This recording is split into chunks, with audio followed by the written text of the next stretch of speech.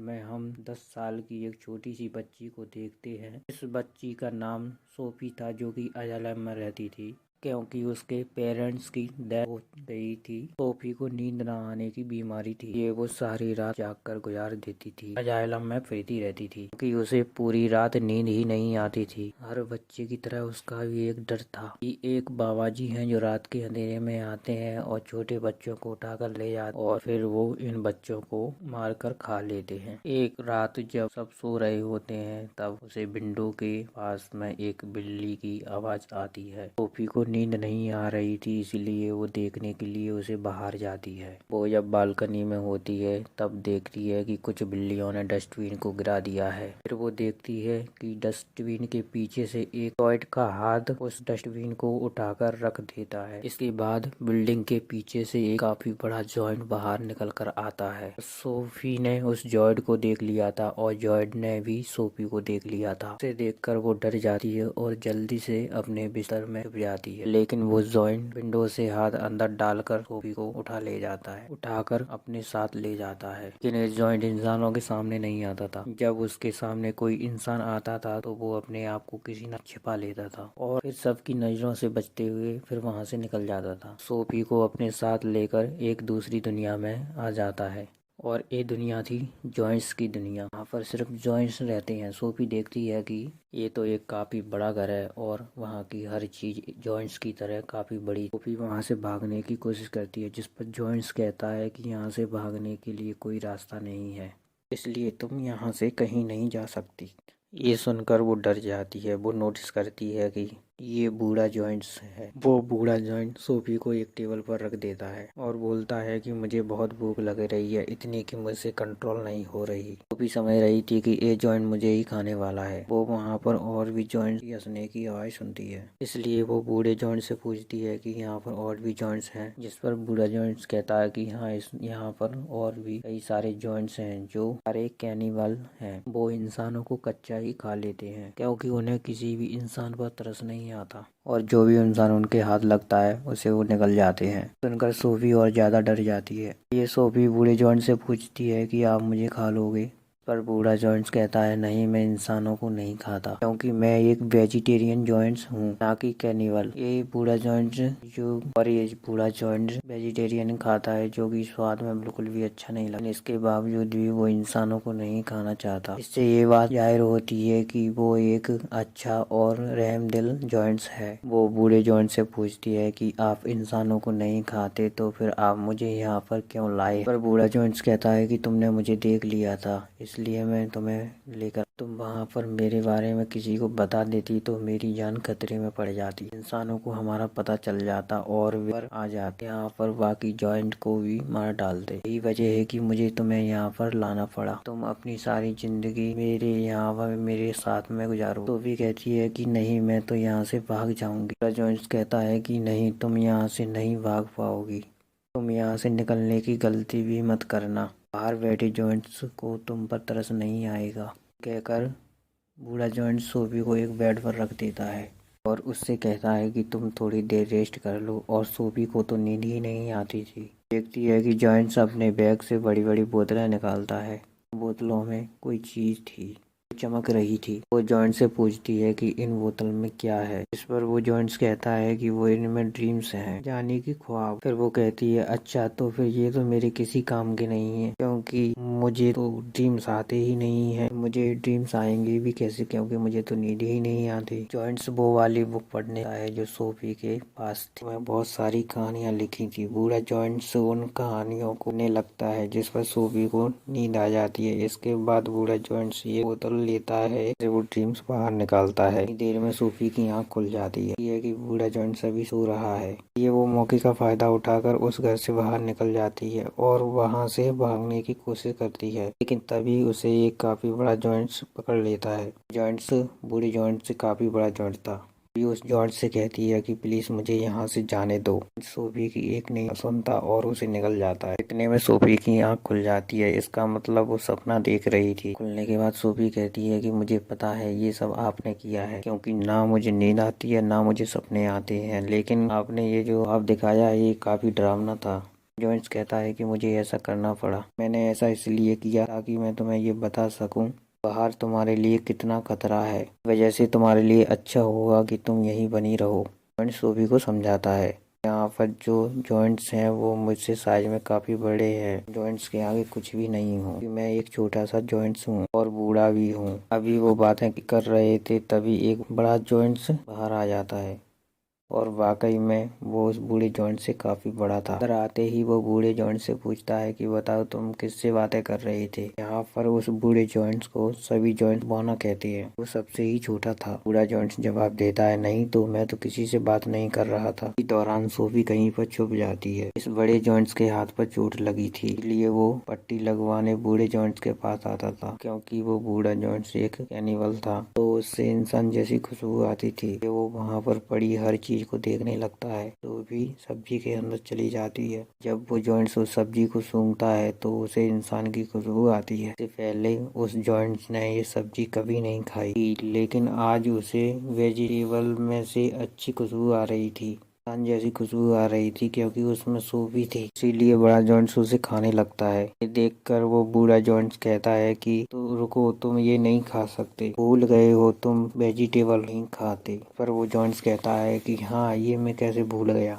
तो सब्जियां खाता ही नहीं हूँ। इसलिए वो सब्जी को फेंक देता है। सोफी की जान बच जाती है और वो जॉइंट्स वहां से चला जाता है। और तभी उस बूढ़े जॉइंट्स को कहीं जाना था। तब सोफी पूछती है कि आप कहाँ जा रहे हैं। इस पर बूढ़ा जॉइंट्स कहता है कि मैं कुछ जरूरी काम से बाहर जा रहा हूँ। पूछती है कि कौन सा जरूरी काम, लेकिन वो उसे कुछ भी नहीं बताता। वो सोफी के काफी फोर्स करने पर वो बता ही देता है, ड्रीम को पकड़ने जा रहा हूँ। वो सोफी उनसे काफी कहती है कि मुझे भी वहाँ ले चलो, लेकिन वो उसे अपने साथ नहीं ले जाना चाहता था, क्योंकि बाहर वो जॉइंट्स सो रहे थे। अगर वो जाग गए तो सोफी को देख लिया तो बहुत बुरा हो सकता है। किसी किस्म का रिस्क नहीं लेना चाहता था। सोफी उससे काफी रिक्वेस्ट करती है कि मुझे ले चलो, इसलिए वो सोफी को अपने साथ ले जाता है। लेकिन वो बाहर आते हैं तो वो देखते हैं कि सारे जॉइंट्स गहरी नींद में सो रहे हैं। इसलिए वो दोनों इनके बीच से गुजरना चाहते थे, लेकिन इतनी ही देर में बड़े जॉइंट्स की आंख खुल जाती है और वो बूढ़े जॉइंट्स को परेशान करने लगे हैं। बोने, तुम कहाँ पर जा रहे हो? और वो कहता है कि मैं तो अपने काम पर जा रहा हूँ। जिस पर वो जॉइंट्स कहते हैं कि हम नहीं चाहते कि तुम यहाँ से निकल कर बाहर जाओ और इंसानों की दुनिया में जाओ। इंसानों को पता चल गया तो हमारी जान खतरे में पड़ सकती है। सारे जॉइंट्स उस बूढ़े जॉइंट्स को बहुत ज्यादा परेशान करते हैं। इस मौके का फायदा उठाकर सोफी एक गाड़ी में छिप जाती है। लेकिन तभी बूढ़ा जॉइंट्स आसमान की तरफ इशारा करके कहता है कि वो देखो, सब कहते हैं कि आसमान पर बादल बने हैं और बारिश होने वाली है। जॉइंट्स को पानी से डर लगता था क्योंकि उन्हें फोबिया था। फिर वहाँ पर बारिश होने लगी है। फिर सारे जॉइंट्स जाकर छुप जाते हैं। फिर वो बूढ़ा जॉइंट्स मौके का फायदा उठाकर और सोफी वहाँ से चले जाती है। पहाड़ी पर चढ़ने लगती है। चढ़ते चढ़ते बादलों से वो काफी आगे निकल जाते हैं। फिर सोफी कहती है, यहाँ से तो दिखने में स्टार काफी प्यारे लग रहे हैं। बूढ़ा जॉइंट्स कहता है कि मैं तो इनकी आवाज भी सुन सकता हूँ। वो बताता है कि मैं चींटियों की आवाज सुन सकता हूँ, कीड़े मकोड़ों की आवाज सुन सकता हूँ, इवन मैं ड्रीम्स की कहानियां भी सुन सकता हूँ। मेरे कान इतने तेज हैं कि दुनिया की हर आवाज सुन सकता हूँ। सोफी कहती है कि मुझे तो यकीन ही नहीं हो रहा की बात पर, जिस पर जॉइंट्स कहता है कि यही सच है बेटा, तुम्हें मानना होगा। इसके बाद वो लोग एक नदी के पास पहुंच जाते हैं। वहाँ एक पेड़ होता है। वो पेड़ काफी बड़ा और खूबसूरत होता था। बूढ़ा जॉइंट्स पानी में कूद जाता है, जिसके साथ सोफी भी पानी में कूद जाती है। दोनों फिर नदी के दूसरे किनारे पहुंच जाते हैं। होती है ख्वाबों की दुनिया, क्योंकि ख्वाब यहाँ कतरों की तरह गिरते हैं। बूढ़ा जॉइंट्स इन्हें पकड़ने के लिए यहाँ पर आता है। फिर वो दोनों मिलकर बहुत सारे ड्रीम्स पकड़ लेते हैं। ख्वाबों में अच्छे और बुरे दोनों ही ख्वाब थे। उनको पकड़कर वो लोग वापस जाने लगते हैं। ये दोनों एक दूसरे के काफी अच्छे दोस्त बन गए थे। दोनों एक दूसरे के साथ काफी खुश थे। बूढ़ा जॉइंट्स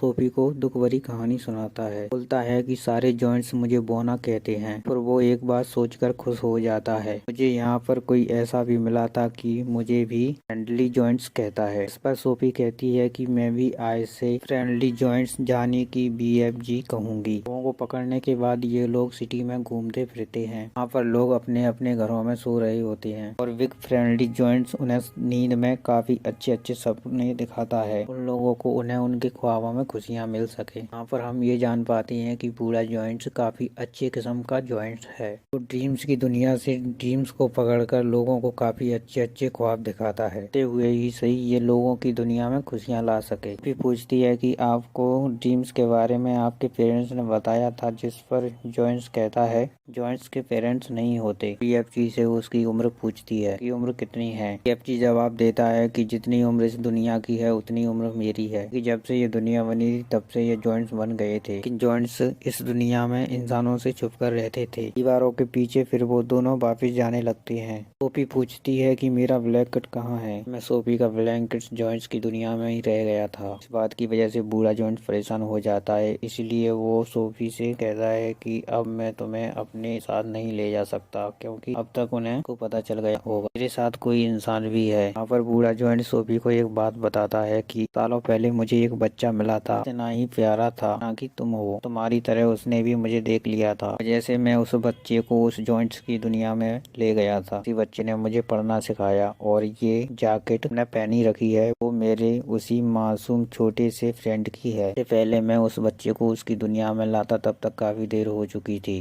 बिल्कुल भी नहीं चाहता कि मेरे उस दोस्त के साथ हुआ वो तुम्हारे साथ भी हो, तुम भी तो मेरी एक दोस्त ही हो। इसलिए सोफी को वो वहीं पर छोड़कर जाने का फैसला करता है कि सोफी उसे काफी मना करती है, रुकने पर वो भी साथ चलने के लिए कहती है। इस बार उसकी बात नहीं मानता। फिर बीएफजी उसे जायला में छोड़कर उसे वहाँ से जाने, और सोफी वहाँ रुकना नहीं चाहती थी तो वो बालकनी से कूद जाती है। उसे पता था कि बीएफजी उसे बचा लेगा, और होता भी ऐसा ही है, बीएफजी उसे बचा लेता है। इसीलिए उसे ना चाहते हुए भी सोफी की बात मानना पड़ती है, इसलिए वो उसे जॉइंट्स की दुनिया में दोबारा ले आता है। यहाँ पर बाकी जॉइंट्स पहले से ही उनके आने का इंतजार कर रहे थे। सारे जॉइंट्स जान चुके थे कि बूढ़े जॉइंट्स के पास कोई इंसान है, और वो सारे जॉइंट्स जानना चाहते थे कि वो इंसान कौन है, वहाँ पर है। इसलिए वो ब्लैंकेट की खुशबू की मदद से वीएफजी के घर को चेक करते हैं, सारे सामान की तोड़ फोड़ कर देते हैं, लेकिन वीएफजी उस ब्लैंकेट को जला देता है जिसमें सोफी की खुशबू थी, और फिर सारे जॉइंट्स को अपने घर से जाने के लिए बोलता है। सोफी वहाँ दीवार पर लगी एक तस्वीर को देखती है, जो कि एक महारानी की तस्वीर थी। वो देखकर सोफी को एक आइडिया आता है, जिसे वो बीएफजी को कहती है कि आप महारानी के लिए कोई ख्वाब बनाइए। आप यह बताना कि जॉइंट्स की दुनिया पाई जाती है, इस दुनिया में और सारे जॉइंट्स इतने खतरनाक हैं कि वो बच्चों को मारकर खा लेते हैं। इसी ड्रीम्स में आप हम दोनों को भी दिखाना कि हम महारानी के सामने जाएं तो वो हमें पहचान लें। सुनकर बीएफजी ऐसा ही करता है। इसकी दुनिया में रहने वाले सभी जॉइंट्स का एक ख्वाब बनाता है। उस ड्रीम में खुद को और सोफी को भी डाल देता है, साथ में सिटी के बहुत सारे बच्चों को भी डाल देता है जो गायब हो चुके थे, और फिर उस ड्रीम्स को लेकर महारानी के घर चले जाते हैं, और महारानी के ड्रीम में ये ड्रीम डाल देते हैं, और वो सब लेती है। रानी की जब आँख खुलती है तब वो बहुत डर जाती है, क्योंकि वो एक बहुत डरावना सपना देख रही थी, इसमें जॉइंट्स बच्चों को खा जाते हैं। इस ख्वाब के बारे में अपनी दासी को बताती है। दासी कहती है कि फिक्र मत कीजिए, ये आपका एक डरावना सपना था। जब वो न्यूज़पेपर पढ़ती है तो सोच में पड़ जाती है, बोलती है कि यह तो बहुत अजीब बात है, कल रात बहुत सारे बच्चे मिसिंग हो गए थे अपने घरों से। ये सीन वैसा ही हुआ जैसा आपने ड्रीम में देखा था। प्रिंस कहती है कि पर्दे हटाओ, और पर्दे को हटाते ही खिड़की पर सोफी खड़ी थी। असल में ये चीज भी उन्होंने ड्रीम में डाल दी थी, और उसमें बीएफजी को भी डाल दिया था। तब सोफी उन्हें बीएफजी के बारे में बताती है। इसके साथ साथ वो प्रिंस से प्रॉमिस भी लेती है कि आप एक वादा करें कि आप बीएफजी को कोई नुकसान नहीं पहुंचाएंगे, और तभी बीएफजी सामने आता है और प्रिंस के आगे झुक जाता है। तभी प्रिंस अपने प्रॉमिस को पूरा करती है। और अच्छा, यहाँ जॉइंट्स की एक फनी बात भी थी कि वो कोई भी बात साफ साफ नहीं बोल पाते थे, इसलिए महारानी को मरजानी कहता था और इंसान को इंसान कहता था। ऐसे ही उल्टे सीधे लफ्ज बोलते थे। उनका अच्छे से वेलकम करती है, तो उन्हें एक काफी अच्छी दावत देती है। ये लोग सारी बातें महारानी को बता देते हैं। उसकी दुनिया में दो बड़े बड़े जॉइंट्स ऐसे हैं जो बच्चों को खा लेते हैं, इसलिए महारानी उनकी हेल्प करने के लिए तैयार हो जाती है, और अपनी एक पूरी आर्मी तैयार कर लेती है। बीएफजी की दुनिया में अपने हेलीकॉप्टर लेकर जॉइंट्स की मदद से जॉइंट्स की दुनिया में चली जाती हैं।